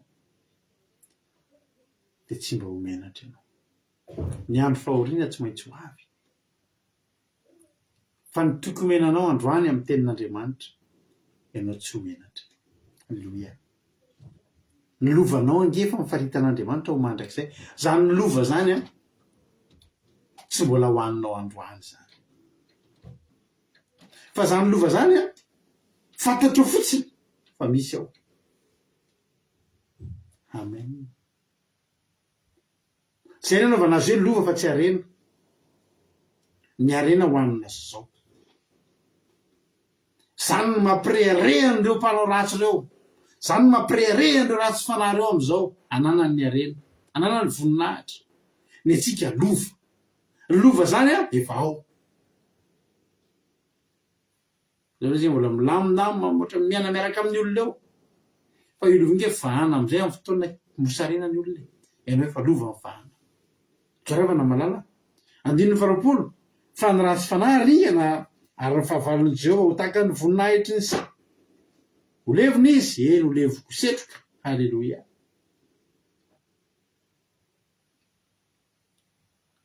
Misy zavatra hijoroako avondrena aminareo ty. Ny toeram-piasanay akaiky kely anay mihitsy, akaiky kely anay mihitsy ny ohatra teneniko anao. Nisy fotoana hitan'ny masoko mihitsy, tena hitan'ny masoko mihitsy fivoriana indray hariva zay. Fivoriana iarahana amina mpitaizaram-panahy, zany ohatra hoe dadarabe zany. Aty andafy misy dadarabe, misy vazaha dadarabe koa. Paparabe zany izy fa tsy dadarabe. Dia kazany moa tamin'izany dia anisan'ny tompony andraikitra ny fiasana manontolo. Responsable ny site zany ahako tamin'izany. Dia hitako daholo zavatra izay mihetsika ao, fantatro daholo ny olona mety hoe hitako daholo ny zava-mitranga ao. Dia rehefa tonga indray fotoana zay dia nisy ohatran'ny fivoriana tao. Dia tsisy nitenena anah reo hoe inona ny zavatra vorianao fa tonga dia fantatro satria maninona. Misy fotoana fampijery zay sy le za mandalo dia fampijery zay sy le olona io. Dia tonga dia fantatro hoe tsy olon'olom-paona io. Satria ny fanahy dia mifankalala. Ary rehefa tena mitondra ny fanan'Andriamanitra isika dia fantatsika ny fanehanena amintsika. Dia izy koa ny tonga dia ohatran'ny mijery anazy zay izy. Satria maninona? Misy fanahy mifankalala ao. Halleloia. Tsy ingiravana tena mitondra fanan'Andriamanitra isika. Tsy ingiravana misy fanan'Andriamanitra tena antsika. Dia mahalala isika zava-panahy. Dia zao dia izy mivory ny olona dia ohatran'ny hoe izany ohatran'ny hoe nareo zao ohatra ohatran'ny antsika zany ohatra hoe anangana trano na hanao zavatra dia mampiasa mpanompon'Andriamanitra. Dia tsofina rano sy izay dia mba ohatr'izany koa ny ataony. Dia ireo dirigeant rehetrarehetra, ireo ohatran'ny hoe ny ao amin'ny direction ny fiasananay tena ilay olona tena tompony mihitsy zany tonga taty France mihitsy dia miaraka amin'ny olona io. Dia ohatra manome toromarika ireo olona zao manome toromarika io dia manaiky rehetra olona rehetra. Dia nisy zavatra izay amin'izay. Misy zavatra tadidiko mandrakity ny androany. Zavatra ohatran'ny hitanareo nareo mahafantatra mofo jaleby. Le mofo tantely ireny. Dia nisy zavatra ohatran'iny nomen'ilay olona an'ireto tompon'ny fiasananay. Dia menam-panajana ohatran'ny menahana izay ohatran'ny jaleby. Hitanareo ilay jaleby mihitsy zavatra boribory ohatran'ny nomeny zareo ity dia napasipasy ohatran'ny hanina. Dia fantatra hoe sampy iny. Dia avy eo amin'izay iny naterina. Dia napetraka amina toerana anankiray ao anatin'ny fiasananay. Anisan'ny nanatrika an'izany ny tenako tamin'ny maha responsable anahy. Ary nisy fotoana tety ampelantanako izany zavatra izany. Jereko zao. Ty ilay zavatra nomen'ilay olona. Tsisy efehany amiko ty tsisy heriny amiko ty. Halleloia. Satria zahako mitafy ny rahan'i Kristy. Dia napetraka tamin'ny toerana anankiray io zavatra io. Ary nalevina amin'ny toerana anankiray. mbola hitako ny toerana. Dia izao ny zavatra nitranga. Nyroborobo be mihitsy fiasanana io. Tonga dia nanao construction tena tonga dia tena tonga dia niazakazaka be mihitsy ny fanaovana tonga any dia fine tena nandroso be mihitsy ny orinasa. Dia tena hoe nandritran'ireny Jeux olympiques ireny tena hoe tena fanamperana zany. Tena hoe firoborobona tena tsy takatry ny saina. Fa fotoana fohy. Ao an-tsaiko foana isan'andro isan'andro mahita an'io zavatra io foana. Tsaroako foana io zavatra io. Mbola hitako mandraky ny androany ny toerana misy an'io. Satria izany nampahalalana ny toerana misy an'io. Izay eritreretin'ny olona fa tena hampahisy hitondra zavatra io. Dia izy tokoa aloha jerena amin'ny maso tsy miangatra tena nisy firoborobona tokoa.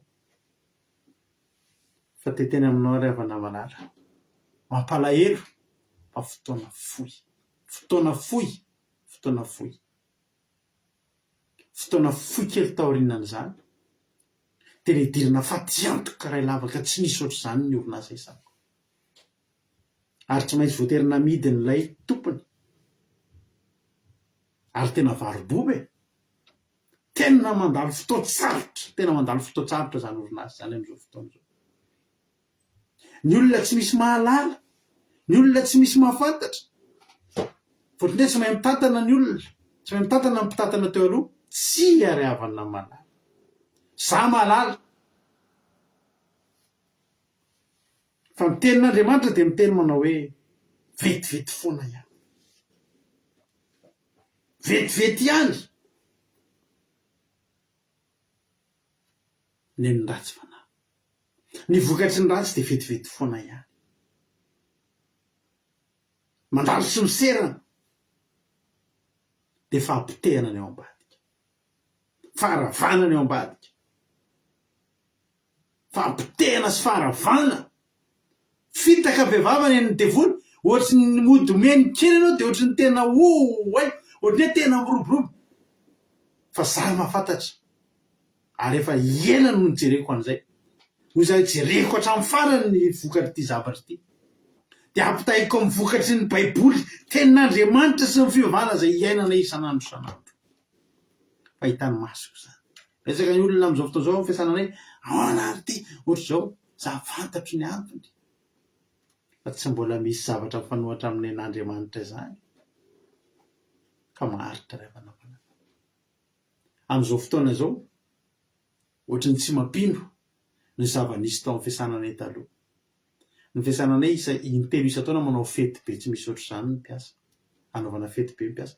Misy fotoana ny patron-nay manofa eritreretinareo le sambo be eo amin'ny lasaina ao Paris eo amin'ny Tour Eiffel misy ilay sambo be iny.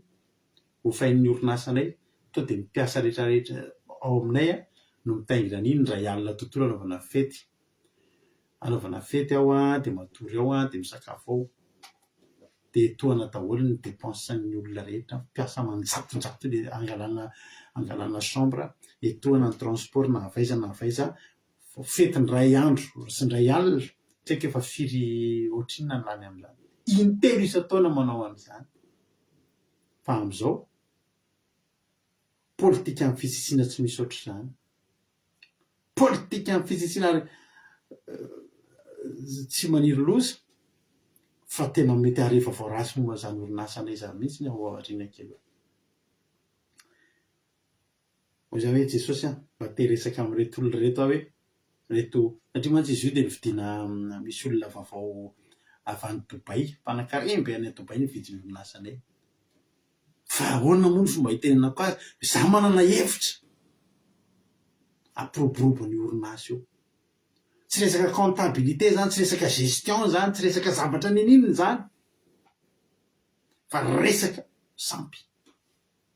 Ngotana dia horohana amin'ny anaran'i Jesosy. ka le paparabe nge le paparabe le namitaka nge alainy ny volana dia nga ny olona tsy mahatsapa zany voasarona nge ny olona nge tsy mahatsapa mihitsy ravana hoe vokatry ny sampy zany ratsy ohatry mietrehitra hoe fa niroborobo fa za teteny aminareo androany mbola manara-maso an'izany amin'izao fotoana zao aisaky ny mandalo avy zany dia miezaka mitadidy an'le toerana hoe ato le izy efa nysaromana beton be zay foza hoe raha misy ny fotoana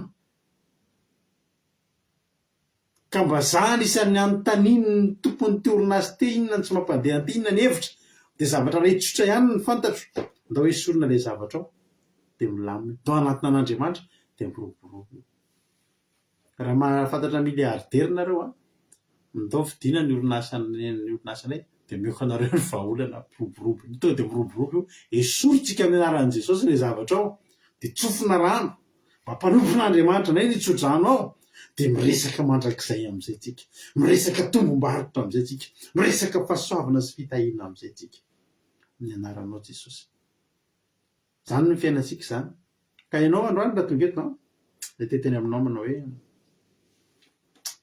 aza miditra amin'izany aza miditra amin'ny zavatra mifanohatra amin'Andriamanitra fa ny mifanohatra amin'Andriamanitra dia ohatrany izay nafaingana ohatry ny ahatra ozy ny tenin'Andriamanitra dia arazo taka ny ahy maitso fa ny an'ny dia tian'Andriamanitra dia ny tsara lavitra na dia kelikely azy fantatry Jehovah ny andro maitso izy ary ny lova no mandrakizay tsy mba homenatra amin'ny andro fahoriana reny ary amin'ny taona mosy sarena dia ho voky izy tao amin'ny sitrapon'Andriamanitra tiavo Andriamanitra alleloia anaovany marina fa tsy ho mosarena mandrakizay zany ianao na dia mosarena ary izao tontolo zao hotahiny tompo isika rehetra mihina fa voarainao ny afatra matoky sy mihina fa voarainao ny afatra raha misy aminao maniry androany izara-pahatsapana inona ny voarainao inona no nakasika anao tamin'ity androany ity ndao tsika izara-pahatsapana inona ny azonao lazaina inona ny azonao ambara alleloia ndao izara-pahatsapana tsika mianakavy efa ino ny kantiko rado akiradio tonga amin'ny fotoana fizarana fahatsapana tsika inona no azonao ambara inona ny azonao lazaina ndao mena voninahitra Andriamanitra afaka miantso ianao amin'ny messenger dia ndao izara-fahatsapana izy tsika rehetrarehetra dia aorian'izany tsika hihira dia aorian'izany tsika hivavaka dia marina fotoana sahady tahiny tompo ary tsika rehetra miandry ny appel anareo ary io efa misy miditra ny appel halleloia nga koa Iaingonina Rodriguez isangy aminao zany hoe elaela vao hiantso tonga izy dia niantso halleloia aso aloha ary antsika fitenena avy hatrany ary Iaingonina Rodriguez ilay tsy misangy any anaty fizarana fahatsapana anao fitenenana inona ny azonao ambara Magatsitsaka pasitera nambe fitenenana dia manona fetanan Jesosy ho aminao sy ny ankonanao dia azo ahaiza anniversaire koa sady manana finoana sohatra ny hatrany dia makasitraka be dia be anareo menadata amin'ny tenin'Andriamanitra fa tena mampahery tokoa sady mampianatra mampitombo tsara mihitsy amin'ny hoe andehanana mahitsy satria teto ny tenin'Andriamanitra dia zarainy roa ny havaka tsara mihitsy zany hoe ny vokatra azo ny mpanao ratsy sy ny mpanao tsara dia hoe ny olona mitombina tsara miandry amin'ny Jehovah ka manantena anazy dia handray dia hoe ny olona rehefa ny olona mpanao ratsy zany dia ny voasoratra foana hoe faingana ho aringana faingana ho potika faingana fa ho an'ny olona manao marina kosa dia voalaza foana fa hoe ho mandrakizay dia rehefa matoky sy mifikitra amin'Andriamanitra zany tsika dia tsy ho menatra fa ny mosarena kosa nefa tsy maintsy ho avy fa ny olona mitoky amin'Andriamanitra dia tsy ho menatra dia ny lova ny tsika zany hoe efa lovana ao zany lova zany dia efa ao dia afa izany tonga dia efa hoe atolotra io dia efa anao dia anao mandrakizay dia manaraka ilay hoe ny vokatry ny ratsy dia mandalo sy miserana ihany fitaky reny laza ny voninahitra friariana ary io zany no tokony tsy ampalahelo antsika mihitsiny zany friariana zany satria dia io dia mandalo fotsiny ihany ary arak'ilay teny teo hoe faingana mandalo dia miserana fa ny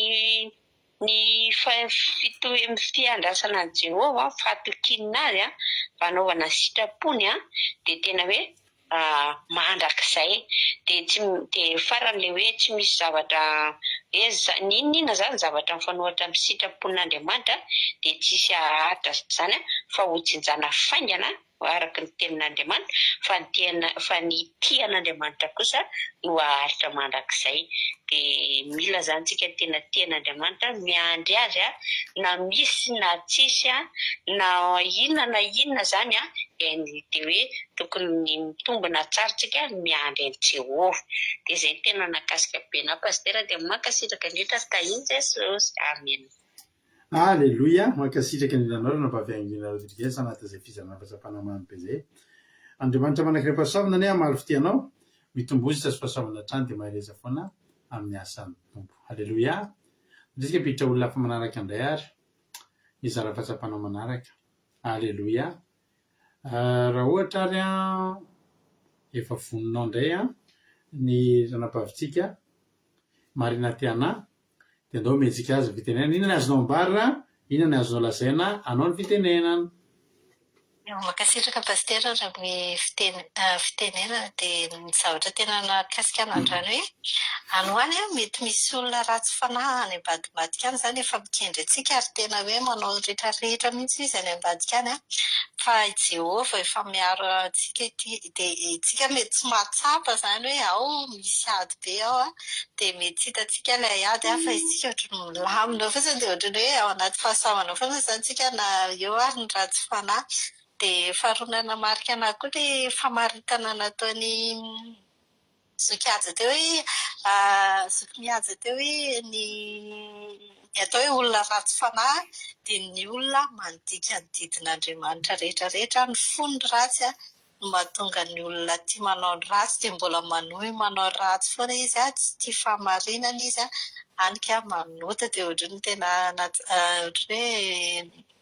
ohatrany hoe nahazo definition amin'ny vaovao atao hoe ratsy fanahy dia tena namarika na fahatelo ny hoe ny devoly tia manala baraka dia modimeny zany ianao nefa rehefa avy eo asesiny daholo ny zavatra rehetrarehetra asesiny eo mpialina asesiny eo farafana asesiny eo hoe simba daholo ny zavatra ataonao asesiny eo ny fanalam-baraka sy ny sisa dia ninona mitranga eo amin'ny fiainantsika dia itsika amin'ny kristianina antsika mila miravoravo amin'ny Jehovah sy izay ome Jehovah antsika ankinitsika amin'ny Jehovah ny zavatra rehetrarehetra ataontsika tsy zavatra tokony hampatahotra antsika satria efa fahombiazana ny ao ambadika ny saoma kristianina antsika izao raha mijoritsika mankasitraka indrindra tainy tompo daholo. Aleloia. Mankasitraka ny nanao rahampavy Marina Tiana tanatin'izay fizarana fahatsapana mamy be zay. Andriamanitra manankiray mpahasoavana ane amaly fitianao dia mitombositra fahasoavana hatrany mahereza foana amin'ny asan'ny tompo. Aleloia. Amen. Isika mpandroso olona fa manaraka indray ary raha ohatra indray ary efa ao rahalahatojo vinona indray ary no azon-dra latojo ambara amin'ity androany ity anao fitenenana. Jesosy daholo tsika rehetra mankasitraka pastera na amin'ny fitenenana dia misorabetsaka anareo mianadata amin'ny toriteny fa nakasika sady tena hoe ho felapelaka indray ny salamy fafito amin'ny telopolo nahafinaritra be vao tany amin'ny voalohany dia efa nahafinaritra ny fitantara ny zoko mihaja azy na mpitombo fahalalana dia misaotra momba ny ratsy fanahy sy momba ny fahatezany fitahiana dia hoe tsika zany mila miravoravo amin'ny Jehovah foana satria tsika tsara fanahy dia tena hoe ninona mitranga dia miravoravo amin'ny Jehovah foana. Aleloha. Dia matoky azy foana dia manantena azy dia miatombona tsara aminy zany hoe mivonona tsara fa tsy maintsy ho tonga Jehovah miandry azy. Aleloia. Dia hoe aza mba taitra amin'ny ratsy fanahy fa misandratra be aloha izy fa vetivety koa izy dia hitika tanteraka tena mampalahelo ohatran'le lehilahy teo hoe tena nanamaha izy azy nanana fahefana nanao tsinotsinona olona sisa nefa rehefa avy eo izy lasa nangataka lasa mampalahelo nangovongovotra tena hoe vetivety zany tena vetivety dia mivadika ny zava-misy dia aleo tsara fanahy ihany. Aleloia. Dia nakasika koa ilay hoe tsy mba homena hatramin'ny andro fahoriana dia hoe atsika izany mila an' Jehovah fa ny tena mbola ilaintsika an' Jehovah dia amin'ny andro fahoriana koa dia eo koa tsika miavaka amin'izay dia ohatry ny Eli zao tamin'ny mosarena izy tsy mosary. Aleloia. Tena tamin'ny andro nahorany olona rehetra izy tsy ory, izy tsy menatra dia vao may nampitombo ny fahatokinan'Andriamanitra sy ny fifikirana amin'Andriamanitra dia izay no nakasika anahy dia tahin'i Jesosy daholo isika rehetra. Aleloia. Mankasitraka indrindra anao raha tojo tao anaty fizarana fahatsapana mamy be dia Andriamanitra manam-pahasaovana namaly fitianao ny tombositra fahasaovana hatrany dia maheleza foana amin'ny asan'ny tompo. Aleloia. Misy fizarana fahatsapana manaraka ao aleloia. Avarizika indray ary ny ranam-bavitsika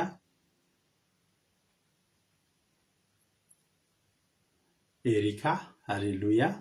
Raha efa ao ary ranam-bavy Erika zoky Erika dia tonga dia avianao fitenenana inona ny azonao ambara, inona ny azonao lazaina anao ny fitenenana. Makasika pasitera ilay fitenenana dia fadana tompo aminao sy ny ankohonanao sy amintsika rehetra izay manaraka izao vavaka fiambenana izao indray dia makasitraka anareo mianadata amin'ny toriteny androany fa tena hoe mampahery be mampitombo finoana sy fanantenana ny ity salamo fafita amin'ny telopolo ity dia makasitraka indrindra fa tena hoe nampahery sady ery amin'ilay nylazany tena nakasika be anahy dia ilay ery amin'ilay vao manomboka mihitsy ny soramandry dia efa navan'Andriamanitra mihitsy ny ratsy fanahy sy ny fitahiana ho azy ny tsara fanahy.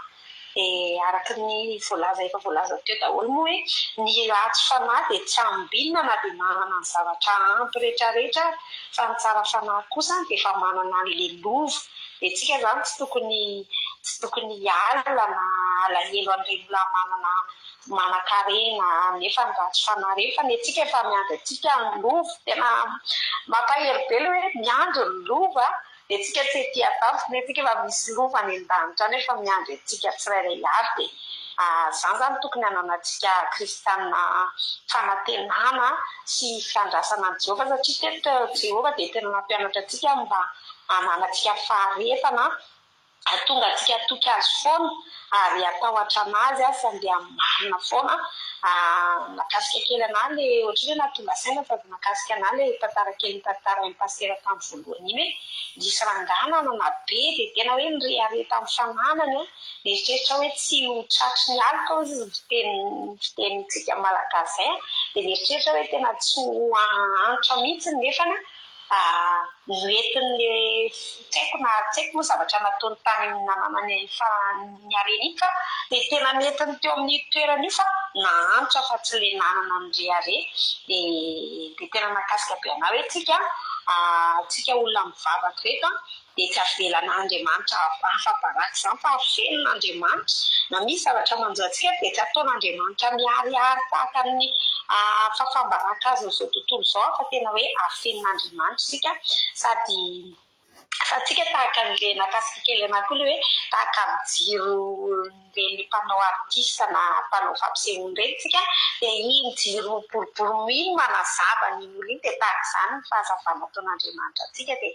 tsika izany tokony hanao marina foana ny inona zavatra mitranga eo amin'ny fiainantsika fa manana anjara lova lehibentsika ny an-danitrany dia samy mahery daholo fa miandrasa ny Jehovah mitombena fa iomezan'ny Jehovah ilay olona manao ratsy etika ireny eo amin'ny 5:7 iny koa tena makasika be anahy hoe me fotsiny Jehovah mahita an'ireny olona ratsy fanambininy ireny fa efa fantatra ny hafarany ireny fa ireny dia ratsy fiafara foana fa ny olona marina kosa dia ho tsara foana ny fiafarany sady anana lova any an-danitra dia tahiny Jesosy taontsika rehetra. Makasitraka pasitera.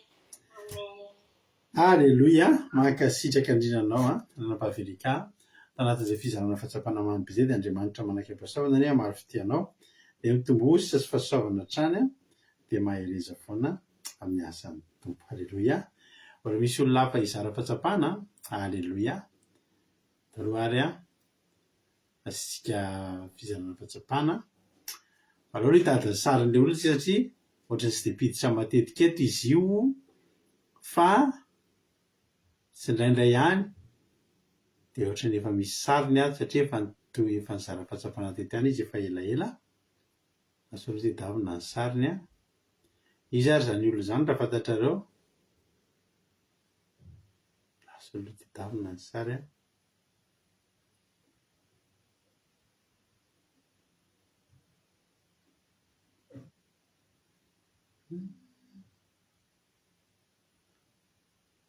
tena le sariny ary ohatrany tsy hitako satria mahalanalana ihany izy no mizara eto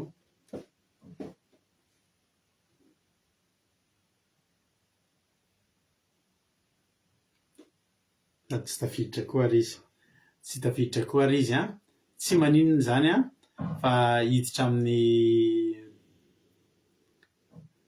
anao hira anankiray tsika dia hivavaka avy hatrany fa tsy tafiditra izy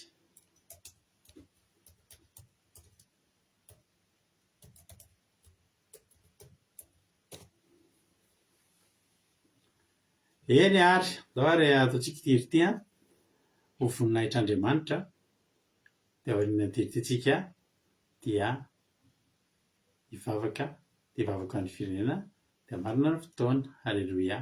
Mino finaritra daholo.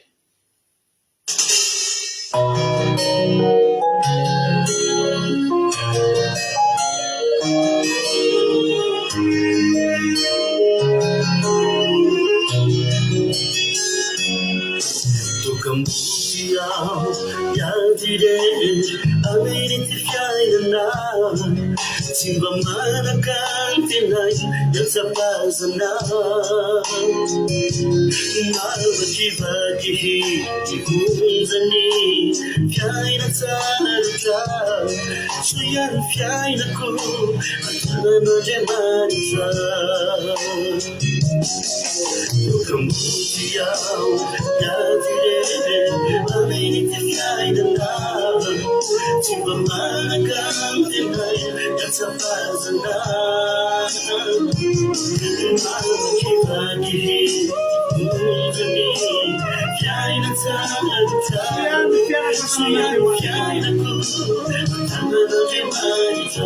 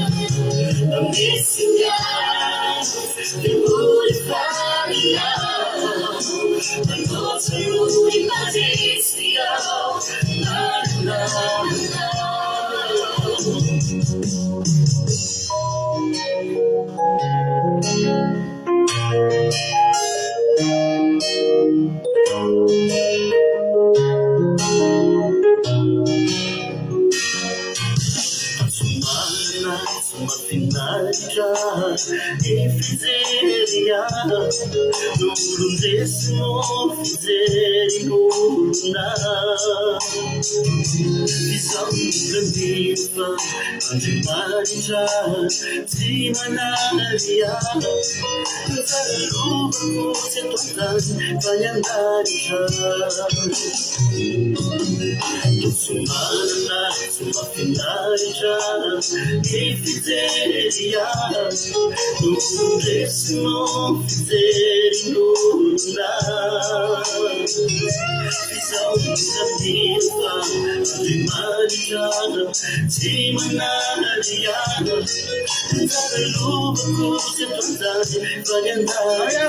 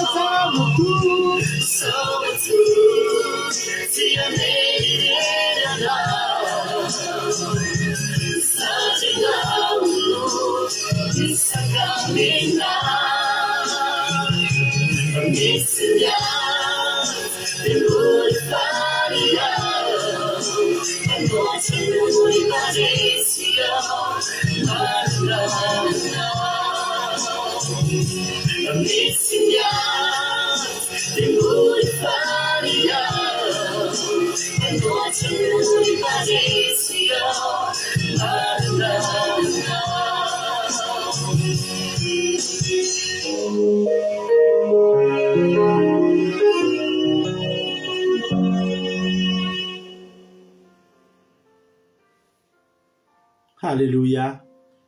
Manoatra no mpandresy tokoa zay manana anao Jesosy a. Tena hoe mety fijerin'ny olona nay tokoa mety tsy manana ary tsy mahafinaritra fa zay rehefa manana anao zay tena sambatra ary matsiaro tena finaritra tompo.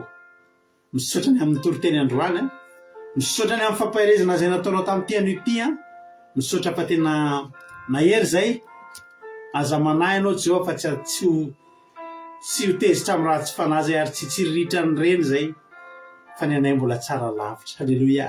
Ny anay mbola tsara lavitra ary dia matoky anao zay. Zay izy rehetra tonga teto androany a, mba handray an'izany teny zany ary hitahiran'izany ao am-ponay. Oka ny fananao masina nondraka izany teny zany ety anatinay a, taka ny vozy anafafy dia ho tondrahana mba hamoa avy zato eny arivo tsy manam-pataperana hiboboka ho fiainana mandrakizay.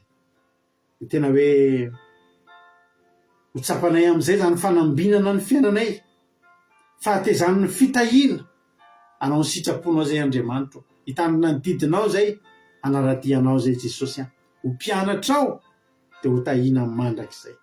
Fantatra fa ny andro ny mahitsy a dia ho mandrakizay ny lovany, tsy menatra amin'ny andro fahoriana ary amin'ny taona mosarena dia ho voky. Izay inge zany raha hitandrina ny didinao, izay inge zany raha hakatoanao foana dia misaotra sahady, misaotra tompo, voninahitra anao hatramin'izay dia mandrakizay. Amisany tsy voalazako ianao malala amin'ny masosoa mety lavitra anao zay mba nieritreretinay sy zay mba takatry ny sainay a, dia ho ataonao amin'ny tsirairay avy zay tonga teto androany, zavela misy miala maina zay rehetra tonga niary tolo teto androany, fa ianao amaly fitisy amaly soa azy ireo a, araka ny habehan'ny famindraponao sy ny fahasoavanao.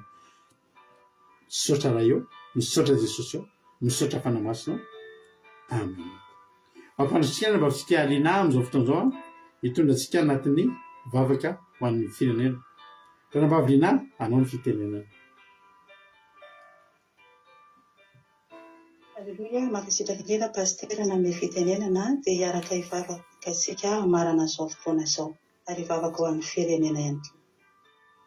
Jehova malala tomponay maminay indrindra raha inay amin'ny anaran'i Jesosy Kristy ianao. Tena hoe faly be izay tompo mandray an'izany teny fampaherezana izay ilainay tsiraray avy tokoa Jesosy malala, satria mieritreritra izay hoe adinao izay Jehova, mba miahatra ihany izay Jehova, manaraka ny sitraponao izahay, aika izany any an-danitra ny lovanay Jesosy, efa miandranay ny lovanay amin'ny alala izany teninao izany, mampahiranay sy mampijoro anay hatrany, mampirisika anay tsy alina ny manakatao atao amin'ity izao tontolo izao ity, fa tena hoe banjina manaraka ny sitraponao hatramin'ny farany.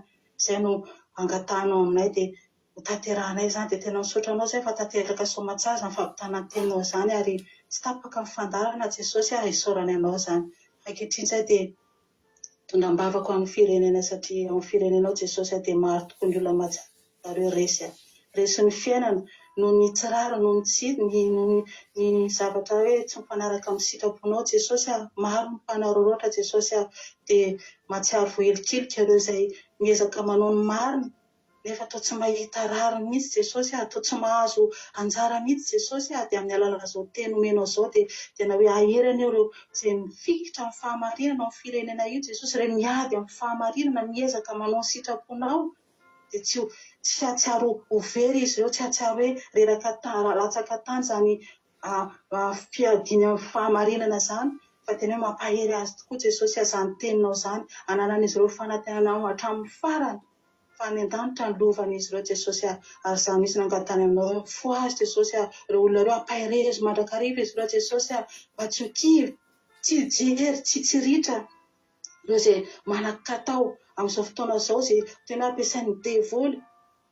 Tena za no angatany aminao Jesosy indrindra ho an'ireo izay mpanomponao izay lasa tafalatsaka anatin'izany firiariana sy ny asany maizana izany koa Jesosy tena hoe fo azo hibebaka ireo mpanomponao ireo Jesosy ireo mpitondra fivavahana rehetrarehetranao hifo ara-panahy hibebaka ka tena hoe ho tonga mpanomponao marina tokoa Jesosy hampianatra ny olona andeha amin'ny lalan'ny fahamarinana ananan'izy ireo fanantenananao hatramin'ny farany.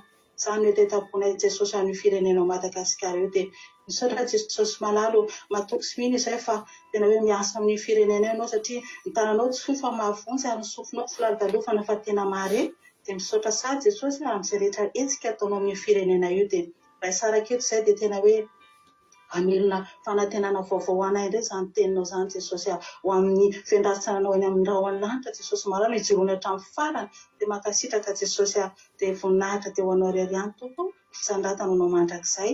Alleluia. Amen. Alleluia. Mankasitraka indrindranao ranavavy Lina tao anatin'izay vavaka mamy be vavaka ho an'ny firenena izay. Andriamanitra manankiram-pahasalamana maro fitianao tombosy azo fahasoavana hatrany mareza foana amin'ny asan'ny tompo. Misaotra indrindra any ranavavitsika mihaja koa tamin'ny toriteny mamy be ranavavitsika Marie Angela tamin'ny vavaka fanombohana nareo izay zara fahatsapana nareo izay nanao commentaire indrindra tamin'ny fandika-teny dia nareo izay tonga nanatrika teto tsy misy adonona fa dia Jehovahandriamanitra manankiram-pahasaovana Jesosy Kristy tompo sabatany amaly fitianareo amin'ny fomba tsy takatry ny saina. Raha mbola singany amin'ireo lanitra Jesosy dia katahiny tompo venana somatsara tsika raha-pitso dia eo ndraindray raha-pitso. Alleluia. Dia maravatoka an'izany dia afaka amin'ny akiradio anao akiradio.com akiradio.com radio.345.com misy tokony tsika niadiny telo amin'ny ray amin'ny efatra ny fito amin'ny folo maraina amin'ny ray amin'ny efatra ny fito amin'ny folo hariva. Samita amin'ny tompo dia raha-pitso indray tsika mahay reza daholo.